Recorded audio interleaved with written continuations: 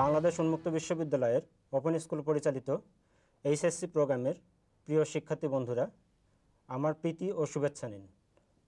আজকে আমরা আপনাদের পরিসংখ্যান প্রথম পত্র বইয়ের অধ্যায় 8-এর সংশ্লেষ বা কোরিলেশন নিয়ে আলোচনা করব। শিক্ষার্থী বন্ধুরা, আসুন আমরা অনুষ্ঠানের শুরুতে কি কি বিষয় নিয়ে আলোচনা করব তা একবার এক নজরে দেখে নিই। আজকে যে সমস্ত বিষয় নিয়ে আলোচনা হবে তা হলো সংশ্লেষ বা কোরিলেশনের সংজ্ঞা, সংশ্লেষের প্রকারভেদ, সংশ্লেষের গাণিতিক বিশ্লেষণ, সংশ্লেষাঙ্কের বা কোএফিসিয়েন্ট অফ কোরিলেশনের পরিমাপ, সংশ্লেষাঙ্কের ধর্ম ও তাদের প্রমাণ, সংশ্লেষাঙ্কের সম্ভাব্য বিচ্যুতি, সংশ্লেষাঙ্কের গাণিতিক সমাধান। শিক্ষার্থী বন্ধুরা, আপনারা প্রয়োজনীয় কাগজ কলম সঙ্গে নিয়ে বসুন এবং আপনার বইটি সাথে রাখুন, যেন প্রয়োজনীয় মুহূর্তে আপনি আপনার নির্ধারিত বিষয়গুলো দেখে নিতে পারেন। বন্ধুরা, আজকে আমাদের মধ্যে ওপেন স্কুলের পরিসংখ্যান বিষয়ের দুইজন সম্মানিত শিক্ষক উপস্থিত আছেন। আমরা তাদের নিকট থেকে আজকের আলোচনার বিস্তারিত বিষয়বস্তু জেনে নেব। আসুন প্রথমে আমরা তাদের সাথে পরিচিত হয়ে নিন। আমার পাশে উপবিষ্ট আছেন ডক্টর মোহাম্মদ নাসিরুল ইসলাম এবং তার পাশে উপবিষ্ট আছেন আবু সাইদ মোহাম্মদ রিপন রব। প্রথমেই আমি ডক্টর মোহাম্মদ নাসিরুল ইসলামের কাছে জানতে চাইব, সংশ্লেষ বলতে আমরা কি বোঝাই? প্রিয় শিক্ষার্থী বন্ধুরা, আমরা এখন সংশ্লেষ নিয়ে আলোচনা করব। সংশ্লেষ শব্দের অর্থ হলো দুটি চলকের ভিতর যে পরস্পর সম্পর্ক থাকে সেই সম্পর্কেই সংশ্লেষ। সংশ্লেষ শব্দটি সর্বপ্রথম প্রয়োগ করেন ফ্রান্সিস গ্যাটলন 1888 সালে। উনি একটা গবেষণামূলক প্রবন্ধে সর্বপ্রথম যে কাজটি করতে চেয়েছিলেন, যে পিতামাতা ও সন্তানদের যে বয়স বৃদ্ধির সম্পর্ক আছে, এই সম্পর্ক বোঝাতে যেয়ে উনি সর্বপ্রথম ব্যবহার করেন সংশ্লেষ শব্দটি। তিনি ছিলেন একজন জীবতত্ত্ববিদ। সেই গবেষণা থেকেই আমরা প্রথম শব্দটি সংশ্লেষ পেয়ে থাকি। সংশ্লেষ সম্পর্কে আমরা আরও ধারণা করতে পারি। সেটা হলো যে আমরা যে সমস্ত তথ্য পেয়ে থাকি, এই তথ্যগুলো তথ্য বিশ্ব থেকেই আমরা তথ্যগুলো পেয়ে থাকি।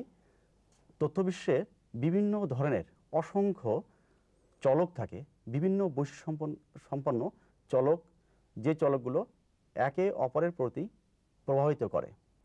যেহেতু একটি চলকের বৈশিষ্ট্য অন্য চলকগুলোতে প্রভাবিত করে, সেহেতু আমরা সংশ্লেষের বিভিন্ন প্রকার ভেদ লক্ষ্য করি। আসুন আমরা সেই বিভিন্ন প্রকারভেদ যুক্ত সংশ্লেষ আমরা সংজ্ঞায়িত করব। প্রথমে আমরা দেখব যে একটি চলক যদি বৃদ্ধি পায় এবং সেই চলকের বৃদ্ধির সাথে সাথে অন্য চলকটিও বৃদ্ধি পায়, অথবা একটি চলক হ্রাস পেলে অন্য চলকটিও যদি হ্রাস পায়, সেই ক্ষেত্রে যে সম্পর্কটি আমরা পাবো সেই সম্পর্কে বলবো পজিটিভ কোরিলেশন অথবা পজিটিভ সংশ্লেষ। অন্যদিকে যদি কোনো চলক একবার বৃদ্ধি পেলে অন্য চলকটি হ্রাস পায়, অথবা একটি চলক যদি হ্রাস পায় তাহলে অন্য চলকটি বৃদ্ধি পেতে থাকে, এই ধরনের সম্পর্ককে আমরা বলবো নেগেটিভ কোরিলেশন অথবা নেগেটিভ সংশ্লেষ। আবার দেখা যায় কোনো কোনো ক্ষেত্রে একটি চলকের কোনো প্রভাব অন্য চলকের উপর থাকে না। যে সমস্ত ক্ষেত্রে এই প্রভাব থাকে না, সেই সমস্ত চলকগুলোকে আমরা বলবো তাদের ভিতরে কোনো সম্পর্ক নেই। শিক্ষার্থী বন্ধুরা, আমরা একটি বাস্তব উদাহরণ থেকে এটা ব্যাখ্যা করে জেনে নিই কিভাবে বিভিন্ন ধরনের সংশ্লেষ আমরা ডিফাইন করতে পারি। আমরা সবাই জানি ধানের উৎপাদন বৃদ্ধি নির্ভর করে উপযুক্ত সেচ, বৃষ্টি বা সার প্রয়োগের ভিত্তিতে। চিত্রে দেখুন একটি ধান ক্ষেত, তার পাশে একটি ক্ষেত আছে, সেখানে ধানের বৃদ্ধি অত্যন্ত সুন্দর হয়েছে। তাহলে আমরা কি ভাবব? যে ধানের বৃদ্ধির জন্য সার, উপযুক্ত সেচ এবং উপযুক্ত চাষ পদ্ধতি যদি ঠিক থাকে, তাহলে এদের যে সম্পর্ক, সেই সম্পর্ককে আমরা পজিটিভ কোরিলেশন বলবো অথবা পজিটিভ সংশ্লেষ বলবো। অন্যদিকে দেখুন একটি ধান ক্ষেত, সেখানে অতিরিক্ত বৃষ্টি, অতিরিক্ত সার প্রয়োগে ধানের উৎপাদন ব্যাহত হয়েছে। এই ক্ষেত্রে আমরা ধরে নিতে পারি যে এই চলকটি ওই চলকটিকে নেগেটিভলি প্রভাবিত করেছে, অর্থাৎ এদের এদের যে সম্পর্ক এটা নেগেটিভ। আবার আরেকটি চিত্রে আমরা দেখতে পাই যে সেখানে ধানের বা ধান ক্ষেতের কোনো পরিবর্তন লক্ষ্য করা যাচ্ছে না, ফলে আমরা বলবো এখানে সার বা সেচের কোনো রকম কোনো প্রভাবিত হয়নি বা এদের ভিতরে কোনো সম্পর্ক নেই। শিক্ষার্থী বন্ধুরা, আমরা যে সম্পর্কটা বিভিন্ন ভাগে ভাগ করলাম, এই সম্পর্কটি আমরা গাণিতিকভাবেও বের করতে পারি। সেক্ষেত্রে আমরা যে পদ্ধতিটি অবলম্বন করব সেই পদ্ধতির নাম বিক্ষেপ চিত্র। বিক্ষেপ চিত্রটি কোনো গ্রাফ পেপারে এক্স অ্যাক্সিস বরাবর উৎপাদন এবং ওয়াই অ্যাক্সিস বরাবর যদি আমরা সার বা বিভিন্ন চলকের মান স্থাপন করি তাহলে যে চিত্র পাবো সেটাকেই বলা হয় বিক্ষেপ চিত্র। ধন্যবাদ ডক্টর নাসির সংশ্লেষ সম্পর্কে সুন্দর ব্যাখ্যা প্রদানের জন্য। শিক্ষার্থী বন্ধুরা, আপনারা জানতে পারলেন যে চলকের ভিন্নতার উপর নির্ভর করে সংশ্লেষেরও বিভিন্ন পরিবর্তন হয়, অর্থাৎ ধনাত্মক হয়, কখনো কখনো ঋণাত্মক হয়, এবং কখন ধনাত্মক হয় সংশ্লেষ, কখন ঋণাত্মক হয়, এই অংশটা বিক্ষেপ চিত্রের সাহায্যে সুন্দরভাবে উপস্থাপন করা যায়। এখন আসুন আমরা বিক্ষেপ চিত্র সম্পর্কে কিভাবে সংশ্লেষকে ধনাত্মক হয়, কখন ঋণাত্মক হয়, সুন্দরভাবে উপস্থাপন করা যায় তা জানার চেষ্টা করি। এই সম্পর্কে বিস্তারিত আলোচনা করার জন্য আমি জনাব রিপন রবকে অনুরোধ করছি। দুটি চলকের পারস্পরিক সম্পর্ককে লেখের মাধ্যমে প্রকাশ করা যায় বিক্ষেপ চিত্রের সাহায্যে। দ্বিচলক বিশিষ্ট তথ্যকে লেখের মাধ্যমে উপস্থাপন করাকেই বিক্ষেপ চিত্র বলে। বিক্ষেপ চিত্রের মাধ্যমে সংশ্লেষ সম্পর্কে কয়েকটি মন্তব্য করা যায়, যেমন দুটি চলকের পারস্পরিক সম্পর্ককে লেখের মাধ্যমে প্রকাশ করা যায় বিক্ষেপ চিত্রের সাহায্যে। দ্বিচলক বিশিষ্ট তথ্যকে লেখের মাধ্যমে উপস্থাপন করাকেই বিক্ষেপ চিত্র বলে। বিক্ষেপ চিত্রের মাধ্যমে সংশ্লেষ এর কয়েকটি মন্তব্য করা যায়। বিক্ষেপ চিত্রের বিন্দুগুলি যদি একই দিকে গতিপথ থাকে অথবা বিপরীত দিকে গতিপথ থাকে তাহলে তাদের মধ্যে সম্পর্ক আছে বলে প্রতীয়মান হয়। আবার বিক্ষেপ চিত্রের বিন্দুগুলির যদি কোনো গতিপথ না থাকে তাহলে পারে তাদের মধ্যে কোনো সম্পর্ক নেই বলে ধরা হয়। যদি চলকদ্বয়ের অবস্থানের গতি ঊর্ধ্বমুখী হয়, অর্থাৎ চিত্রের বাম দিকে নিচ হতে বিন্দুগুলি উপরের দিকে উঠতে থাকে, তখন চলকদ্বয়ের সম্পর্কের মধ্যে ধনাত্মক সংশ্লেষ বিদ্যমান বুঝতে হবে। আবার যদি চলকদ্বয়ের অবস্থানের গতি নিম্নমুখী হয়, অর্থাৎ চিত্রের বাম দিকে উপর থেকে নিচে বিন্দুগুলি নামতে থাকে, তখন তাদের সম্পর্কের মধ্যে ঋণাত্মক সংশ্লেষ বিদ্যমান বুঝতে হবে। আবার যদি চলকদ্বয়ের মধ্যে কোনো সম্পর্ক না থাকে তবে বিন্দুগুলি বিক্ষিপ্তভাবে লেখ কাগজে অবস্থান করবে। ধন্যবাদ জনাব রিপন বিক্ষেপ চিত্র সম্পর্কে সুন্দরভাবে উপস্থাপন করার জন্য। শিক্ষার্থী বন্ধুরা, আমরা জানতে পারলাম যে বিক্ষেপ চিত্রের সাহায্যে কীভাবে আমরা সংশ্লেষ সম্পর্কে জানতে পারি, অর্থাৎ কখন ঋণাত্মক কখন ধনাত্মক বিক্ষেপ চিত্রের সাহায্যে সেটা পরিষ্কারভাবে বুঝতে পারি। শিক্ষার্থী বন্ধুরা, এখন আসুন আমরা সংশ্লেষ পরিমাপ এবং সংশ্লেষাঙ্ক কীভাবে নির্ণয় করা যায় সেই সম্পর্কে ডক্টর মোহাম্মদ নাসিরুল ইসলামের কাছ থেকে জেনে নিই। ধন্যবাদ আনোয়ার। আমরা এবার সংশ্লেষের পরিমাণগুলো পরিমাপ করব। আমরা জানি যে দুটি চলকের ভিতর যে সম্পর্ক থাকে এই সম্পর্কে বলা হয় সংশ্লেষ, কিন্তু আমরা এখনও জানতে পারিনি যে সংশ্লেষের কী পরিমাণ সম্পর্ক রয়েছে। এই সম্পর্ককে পরিমাপ করার জন্য প্রফেসর কার্ল পিয়ারসন একটি পদ্ধতি আবিষ্কার করেন, যে পদ্ধতিকে আমরা কার্ল পিয়ারসনের সংশ্লেষাঙ্ক বলে থাকি। কার্ল পিয়ারসনের সংশ্লেষাঙ্ক প্রকাশ করার জন্য আমরা আর এক্স ওয়াই দ্বারা চিহ্নিত করি। এখানে আর এক্স ওয়াই বলতে আমরা বুঝি যে এক্স এবং ওয়াই দুটি চলকের যে সম্পর্ক সেই সম্পর্কের পরিমাণ, আমরা সূত্র অনুযায়ী এটাকে ব্যাখ্যা করতে পারি। প্রফেসর কার্ল পিয়ারসন লিখেছেন যে আর এক্স ওয়াই সমান সমান summation X Y divided by square root of summation X square summation Y square. এখানে এক্স হলো একটি চলক, ওয়াই একটি চলক, আর এন হলো চলকের সংখ্যা। এবার আমরা এই ফর্মুলাটিকে বা এই সূত্রটিকে অন্যভাবে প্রকাশ করতে পারি। তা হলো আর এক্স ওয়াই সমান সমান sum of product x Y divided by square root sum of square of x into sum of square of y is equal to, আমরা অন্যভাবে বলতে পারি সেটা হলো কম্পিটিশনাল ফর্মুলা, যেটাকে আমরা summation X Y minus summation X summation Y divide by N whole divided by square root of summation X square minus summation X whole square divide by N into summation Y square minus summation Y whole square divide by N. এই সূত্রটি আমরা তখনই ব্যবহার করি যখন calculation অনেক বড় হয়, সেই ক্ষেত্রে আমরা এই সূত্রটি ব্যবহার করি। এই সূত্রটিকে কম্পিটিশনাল ফর্মুলা বলা হয় সংশ্লেষণ নির্ণয়ের ক্ষেত্রে।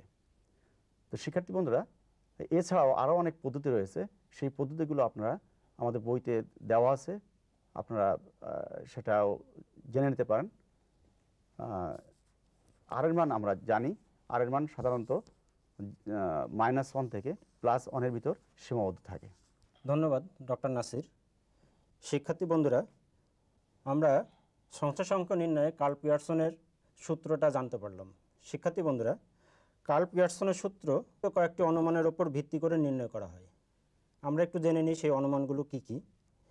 চলকদ্বয়ের মধ্যে রৈখিক সম্পর্ক বিদ্যমান, চলকদ্বয়ের মধ্যে সম্পর্কের কারণ ও প্রভাব বিদ্যমান, স্বাধীন চলকের একটি মানের জন্য নির্ভরশীল চলকের একাধিক মান বিদ্যমান হতে পারে। এই যে অনুমান, এই অনুমানগুলোর উপর ভিত্তি করে কার্ল পিয়ারসনের সূত্র নির্ণয় করা হয়। সংশ্লেষাঙ্কে কিছু ধর্ম মেনে চলে, প্রধান কিছু ধর্ম আছে সংশ্লেষাঙ্কের। এখন আসুন আমরা জনাব রিপুনরাওয়ের নিকট জানি যে সংশ্লেষাঙ্ক কি কি প্রধান ধর্ম মেনে চলে। ধন্যবাদ। সংশ্লেষাঙ্কের কয়েকটি ধর্ম বা বৈশিষ্ট্য আছে। সেগুলো হলো: সংশ্লেষাঙ্ক একটি একক মুক্ত সংখ্যা, সংশ্লেষাঙ্ক মূলবিন্দু ও মাপনী হতে স্বাধীন, সংশ্লেষাঙ্ক প্রতিসম অর্থাৎ আর এক্স ওয়াই সমান আর ওয়াই এক্স, সংশ্লেষাঙ্কের মান সর্বদা -1 থেকে +1 এর মধ্যে অবস্থিত। চলক দুটি স্বাধীন হলে সংশ্লেষাঙ্কের মান 0 হবে, অর্থাৎ আর এক্স ওয়াই ইকুয়াল টু 0। এবারে একটি ধর্ম প্রমাণ করে দেখা যাক। দুটি চলক স্বাধীন হলে তাদের সংশ্লেষাঙ্কের মান 0। এই ধর্মটি এবার আমরা প্রমাণ করে দেখব। সংশ্লেষাঙ্কের প্রধান ধর্মগুলি আপনাদের বইয়ে সুন্দরভাবে প্রমাণ করে দেখানো আছে। এর মধ্যে একটি ধর্ম এখন আমরা প্রমাণ করে দেখব। দুটি চলক স্বাধীন হলে তাদের সংশ্লেষাঙ্কের মান 0। মনে করি xi ও yi দুটি চলক, i এর মান 1 থেকে n পর্যন্ত। x ও y এর n জোড়া মান আছে এবং তারা পরস্পর স্বাধীন। আমরা জানি দুটি স্বাধীন চলকের ভেদাঙ্ক সহগ এর মান 0, অর্থাৎ 1/n summation xi minus x bar into yi minus y bar equal to 0। আমরা আরও জানি সংশ্লেষাঙ্ক r x Y equal to summation xi minus x bar into yi minus y bar divided by square root of summation xi minus x bar whole square into summation yi minus y bar whole square equal to 0 divided by square root of summation xi minus x bar whole square into summation yi minus y bar whole square equal to 0। সুতরাং আর x Y equal to 0, অর্থাৎ আমরা বলতে পারি দুটি চলক স্বাধীন হলে তাদের সহসম্পর্ক বা সংশ্লেষের মান 0। ধন্যবাদ জনাব রিপন। শিক্ষার্থী বন্ধুরা, আপনারা সংশ্লেষাঙ্কের বিভিন্ন ধর্ম সম্পর্কে জানতে পারলেন এবং একটি ধর্মের প্রমাণ জানতে পারলেন, এবং আপনারা আরও জানতে পারলেন যে সংশ্লেষাঙ্কের প্রধান ধর্মগুলোর প্রমাণ আপনাদের পাঠ্য বইয়ে সুন্দরভাবে উপস্থাপন করা আছে। আশা করি আপনারা পাঠ্য বইটা দেখে অন্যান্য ধর্মগুলো প্রমাণ করতে চেষ্টা করবেন। বন্ধুরা, এখন আসুন আমরা সম্ভাব্য বিচ্যুতি সম্পর্কে ডক্টর নাসিরুল ইসলামের কাছ থেকে কিছু জেনে নিই। ধন্যবাদ। আমরা যে সংশ্লেষাঙ্ক নির্ণয় করেছি, এই সংশ্লেষাঙ্ক নির্ণয় করতে আমাদেরকে তথ্য বিশ্ব থেকে নমুনা সংগ্রহ করে তারপর নির্ণয় করতে হয়েছে। ফলে এখানে বিভিন্ন কারণে বিচ্যুতি দেখা যায়। তো আমরা বিচ্যুতি থাকা সত্ত্বেও সেই সমস্ত কোরিলেশন কোএফিসিয়েন্টকে আমরা বিচারে নিয়ে আসব যে সমস্ত একটা নির্দিষ্ট মানের নিচে থাকে, সেই মানটি আমরা এখন বের করব। সম্ভাব্য বিচ্যুতির ক্ষেত্রে আমরা প্রথমেই দেখব যে সম্ভাব্য বিচ্যুতি কী। সম্ভাব্য বিচ্যুতি এস ই আর সমান সমান square root of 1 minus R square divide by n minus 2, এই যে মানটি পাবো এই মানটিকে আমরা বলবো বিচ্যুতি, এবং সম্ভাব্য বিচ্যুতি বলবো PER is equal to 0.6745 into square root of 1 minus R square divide by n minus 2। এই ভ্যালুটি বা মানটি আমরা পাবো। এই মানটি যদি আর এর সাথে আমরা তুলনা করি, সেই ক্ষেত্রে আমরা যথার্থ মানটি, যে মানটি আমরা ব্যাখ্যার ক্ষেত্রে ব্যবহার করতে পারি। যদি আর এর মান সম্ভাব্য বিচ্যুতি থেকে ছোট হয়, তাহলে আর এর মানটি যথার্থ নয়। আবার যদি আর এর মান PER এর থেকে বেশি হয়, তাহলে আমরা বলবো সম্ভাব্য বিচ্যুতির ক্ষেত্রে আর এর মানটি যথার্থ। অনুরূপভাবে যদি আর সমান সমান PER এর মান হয়, তাহলে আমরা বলবো সেক্ষেত্রেও আর এর মানটি যথার্থ রয়েছে। শিক্ষার্থী বন্ধুরা, এটা আমরা সাধারণত করি এই কারণেই যে আমরা আর এর সঠিক মানটি ব্যাখ্যা যাতে সঠিক হয়, সেজন্যই PRE বা সম্ভাব্য বিচ্যুতি থেকে আমরা যাচাই করে নেই। ধন্যবাদ ডক্টর নাসির। শিক্ষার্থী বন্ধুরা, আপনারা সংশ্লেষের বিভিন্ন তত্ত্ব এবং সূত্র সম্পর্কে জানতে পারলেন। বন্ধুরা, আপনারা এই সমস্ত তথ্য এবং সূত্র প্রয়োগ করে আপনাদের সংশ্লেষাংশ সম্বন্ধীয় গাণিতিক সমস্যার সমাধান করতে হবে। এখন কিভাবে করবেন, আসুন আমরা জনাব রিপন রূপের নিকট একটা উদাহরণের মাধ্যমে জেনে নিই যে কিভাবে আপনারা এই সমস্ত তথ্য এবং সূত্র প্রয়োগ করে গাণিতিক সমস্যার সমাধান করবেন। জনাব রিপন। ধন্যবাদ জনাব আনোয়ার। এখানে 10 জন দম্পতির বয়সের একটা তালিকা আপনারা দেখতে পাচ্ছেন। এই বয়সের তালিকা থেকে আমরা তাদের বয়সের সংশ্লেষাঙ্ক নির্ণয় করে দেখাবো। এখন আমরা টেবিলটি লক্ষ্য করি। এখানে বেশ কয়েকটি কলাম আছে। প্রথম কলামে স্বামীদের বয়স x এর মানগুলো দেওয়া আছে। এখন আমরা মানগুলো দেখে নিই। x এর কলামে x এর মানগুলো হলো 23, 27, 28, 28, 29, 30, 31, 33, 35, 36। সামেশন x অর্থাৎ x এর যোগফল ইকুয়াল টু 300। এখন x এর গড় অর্থাৎ x বার আমরা বের করে দেখাবো। সামেশন xi কে n দিয়ে ভাগ করলে আমরা x বার পাবো, অর্থাৎ আমরা গড় পেয়ে যাব x এর। এখন আমরা দেখি x এর গড় কত। এখানে x bar equal to summation xi by 10 equal to 300 by 10 equal to 30। অর্থাৎ আপনি এখানে বলতে চাচ্ছেন যে এক্সের যে কটা ভ্যালু আছে, এক্সের মানে সে কটা ভ্যালুর যোগফল দিয়ে ওই ভ্যালু দিয়ে ভাগ করলে আপনার গড় পাওয়া যাবে। জি, মানে এক্স বার পাওয়া যাবে। জি হ্যাঁ। অনুরূপভাবে আমরা ওয়াই বারও নির্ণয় করতে পারবো। টেবিলটির 3 নম্বর কলামে আমরা দেখতে পাচ্ছি ইউ সমান এক্স মাইনাস এক্স বার বলে একটা ঘর আছে। এখানে ইউ এর মান বের করা আছে। ইউ এর মান বের করতে হলে এক্স এর মানগুলো থেকে এক্স এর যে গড় মান পেয়েছি আমরা অর্থাৎ 30, সেটা বিয়োগ করলে আমরা ইউ এর মান পেয়ে যাব। এভাবে প্রত্যেকটা এক্স এর জন্য একটি করে ইউ এর মান পাবো আমরা, এবং ইউগুলোর যোগফল অর্থাৎ সামেশন ইউআই ইকুয়াল টু 0।